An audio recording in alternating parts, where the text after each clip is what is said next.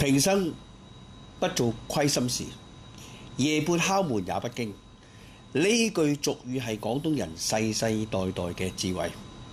良心唔係抽象嘅概念，係每日生活喺裡面嘅選擇。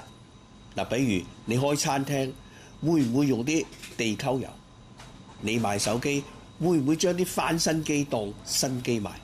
呢啲選擇好似播種咁。今日種乜嘢因，聽日收咩果？好多人成日話舉頭三尺有神明，其實神明就係住喺你自己嘅心裏面。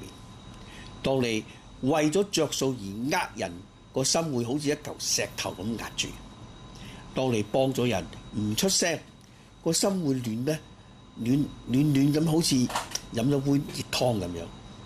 好似德蘭修女講過，最可怕嘅貧窮係孤獨同覺得冇人關心。保持良心就係保持做人嘅溫度。試下由細事做起，比如執到銀包完整咁樣歸還俾失主啦，應承人做嘅事咧，徹底要做到，你會發現個心咧會好安心、好開心嘅。記住啦。